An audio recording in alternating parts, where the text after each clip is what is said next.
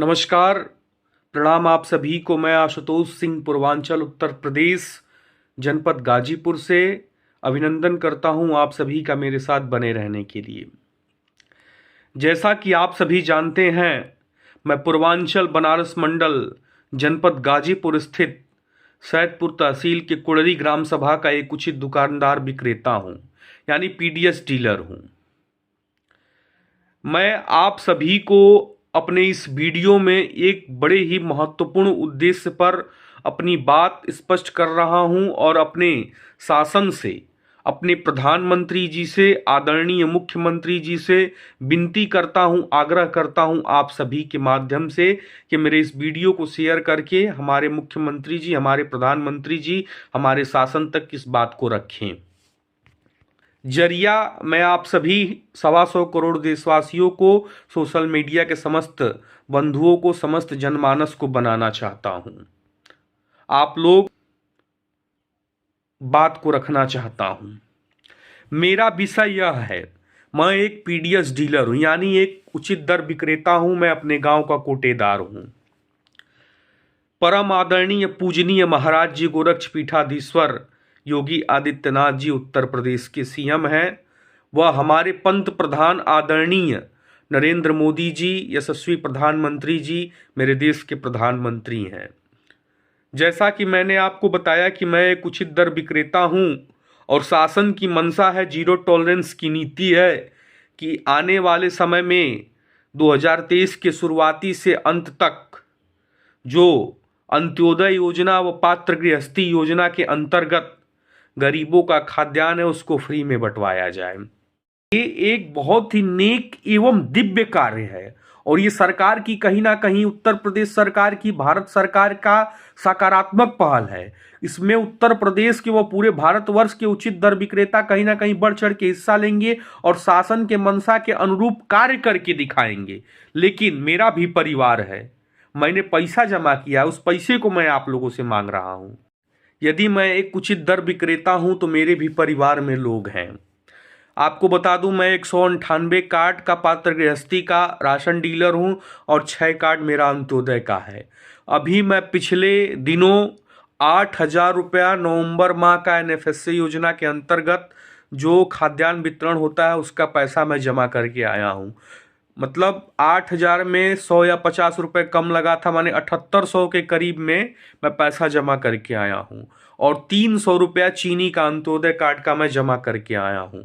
कुल मिलाकर के 82 या 8300 रुपये मेरा जमा हुआ था।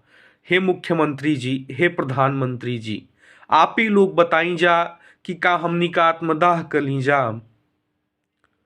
हम अपना भारत सरकार से, उत्तर प्रदेश सरकार से एक के विनती कल चाहतानी, दोनों हाथ जोड़ के, उत्तर प्रदेश गाजीपुर से, कि हे महाराज जी, हे प्रधानमंत्री जी, कोटेदारन के प्रति इतना सौतेला व्यवहार मत करी जा। आप ही लोग बताई जा आखिर की तरह से हमनी के दुकान चलावल जाओ। आज खाद्यान्न बांटब तो 3 महीना बाद हमके कमीशन मिली। हमार परिवार में एगो बहिन बिया, हमार माई बाड़ी, हमार बाबूजी बाड़े, हम उनकर खर्चा कैसे चलाई? आप ही बताई। अगर वो हमके जन्म देले बाड़े तो का उनकर इतनो अधिकार नहीं थे कि हम उनकर पेट भर सकी? आप बताई कि कोटेदारन के प्रति आपका इतना सौतेला व्यवहार रही तो बताई हमनी का जीवन कैसे चली? आप लोगन काहे खातिर हमनी के आत्मदाह करे पर मजबूर करतानी जा? अपना शासन से हम विनती करतानी कि अगर आपका जीरो टॉलरेंस की नीति बा कि मुफ्त में अनाज बटे तो बहुत अच्छी बात बाटे, लेकिन हे महाराज जी, हमनी के कोटेदारन के प्रति इतना सौतेला व्यवहार मत करी। आपसे विनती बा। हमरो घरे एगो बहिन बिया, हमरो माई बिया, हमरो बेटी, हमरो माई बिया, हमरो बाबूजी बाड़े, हमरो परिवार में हमरा साथ लोग जुड़ल बा।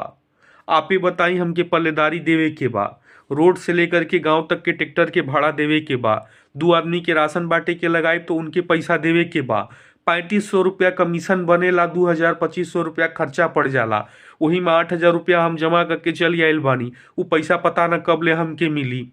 आप बताई हमार परिवार कैसे चली? का एकदम आत्मदाह करे पर मजबूर कर देव जा? हम अपना रोटी खाती आपसे विनती करत आनी, आपको हम विरोध नहीं की करत। मौजूदा उत्तर प्रदेश सरकार के व हमरा देश के यशस्वी प्रधानमंत्री जी के हम विरोध नहीं की करत, अपना रोटी के अधिकार मांगत आनी। आपे का सरकार बाटे, एमपी में ओजा 10,000 रुपया मानदेय देवल गईल बा। ओजा के कोटेदार बहुत खुश हुई हैं। ये बताई का उत्तर प्रदेश के एगो उचित दर विक्रेता के अपन बात रखे के अधिकार नहीं खे? मान ली हम अपना सिस्टम से, अपना अधिकारियन से तई बात ना न कह सकीला, लेकिन यदि हम वोट देले बानी, हमारे इतना अधिकार बाटे, अगर हम स्वतंत्र भारत के नागरिक हई, हम लोकतांत्रिक देश हिंदुस्तान का हिस्सा हई, तो हमारे इतना अधिकार बाटे कि हम अपना यशस्वी प्रधानमंत्री जी से, आदरणीय मुख्यमंत्री जी से, आदरणीय राज्यपाल महोदया से, आदरणीय अपने शासन से विनती तक कर सकतानी न कि कोटेदारन के प्रति इतना सौतेला व्यवहार अच्छा नहीं खे। कहीं ना कहीं मर्यादा पुरुषोत्तम राजा रामचंद्र जी, प्रभुअर जी हमार भगवान बाड़े, जे हमके धरती पर अवतरित कैले बाड़े, जे हमके सब कुछ देखैले बाड़े, उहो देखत आड़े। हे मर्यादा पुरुषोत्तम राजा रामचंद्र जी, हमार प्रभुअर, अगर हमरे वाणी में सत्यता बा हे माँ सरस्वती, त एकर न्याय तू करबू। 8,000 रुपया अपन बटोरले रनिया उ जमा करके आइल बानी। अब वो पता न कब ले मिली। बताई हमार परिवार कैसे चली, हमार बहन के फीस कैसे दियाई, हमारा माता पिता के भोजन की व्यवस्था कैसे हुई, साथ में लग के सब लोग काम हमार करवावेला। हम अपना शासन से विनती करत आनी कि ई अन्याय सही नहीं खे। नवंबर माह के चालान के पैसा हम जमा करके आयल बानी, कहीं तो आपके हम चालान दिखा दें।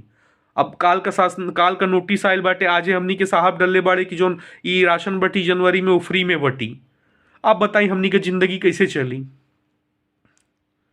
जिंदगी जिए खातिर 23वीं सदी में बताई धन की आवश्यकता बा कि नहीं खे?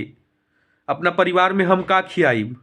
हम गांव में रहीला, गांव स्तर पर समस्त ग्रामीणन के डील करीला, केहू पैसा देवेला केहू ना देवेला, वो स्तर पर हमके मैनेज करे के पड़ेला। काहे से कि हमरा गांव के नागरिक बाड़े, वो हमके उनका बीच में रहे के बाद बताई उनकर विरोध हम कैसे करब कि नहीं पैसा देबा जा तब्बे हम खाद्यान्न देब। बहुत मजबूरी होला, हमनी के झेले के पड़ेला। तो हे मुख्यमंत्री जी, हे प्रधानमंत्री जी, हे हमार आला अधिकारी, आप लोगन हमनी के देवता बनी जा, भगवान बनी जा। कोटेदारन के प्रति इतना सौतेला व्यवहार मत रखी जा। पांचों उंगली बराबर नहीं खे। उत्तर प्रदेश में 80,000 उचित दर दुकानदार विक्रेता बाड़े, तो सब इक्के नियन नहीं खे। ईमानदारी पूर्वक अपना गांव में खाद्यान्न हम बाटीला। सैदपुर तहसील का सबसे छोट दुकानदार हई हम। हर जगह अपन बात खा रखीला, हर जगह अपन अधिकार खाती आप लोगन से मांग करीला। तो अपना सिस्टम से हम फिर से एक बार विनती करत आनी कि हमनी के संगे इतना अन्याय मत करी जा। हमनी के बहुत रुपया नहीं चाहत, खाली जिए खाए भर हमके चाहिए। बेसी लेके का करब, हमको लेजी छोड़ के चल जाए के बाद। धरती पर जन्म ले बानी इंसान के रूप में, तो मरबो करब इंसाने के रूप में। धन दौलत रुपया पैसा हम लेके लाद के ना जाइब। 2,000 4,000 मानदेय दे दें जा, काहे से कि जी हाई पेटवा कम से कम जिए खातिर तो काम चले। बहिनिया का, माई का, बाऊ का कम से कम सेवा तो कर पावे आदमी। देखिए फटा घर में रहीला, आपका सामने साक्ष्य बाटे, देख लई है कोनो साक्ष्य बाटे है पीछे कुल देखी। ई कोटेदारन की स्थिति हो गई बा, कैसहू बस रहत आनी जा, जियत आनी जा। तो हे परम आदरणीय महाराज जी, हे परम आदरणीय प्रधानमंत्री जी, हे परम आदरणीय हमार शासन राज्यपाल महोदया, आप लोगन से विनती बा कि ए तरह का अन्याय मत करी जा और हमनी के बारे में विचार करी जा। बहुत बहुत धन्यवाद। अपना मर्यादा पुरुषोत्तम भगवान राम से हम विनती करब कि समस्त 125 करोड़ देशवासियों की सुरक्षित रखा। और आप सब एक और बात के ध्यान दें जा, हम सुनतानी टीवी टेलीविजन का माध्यम से कि कोरोना आवता, आप सब घर में सुरक्षित रही जा। और 9 वर्ष की हार्दिक शुभकामनाएं एवं बधाई पूरे 125 करोड़ देशवासियों के। जे हमरा ये वीडियो के देखा था शेयर करें, मुख्यमंत्री जी तक, प्रधानमंत्री जी तक पहुंचावे। धन्यवाद।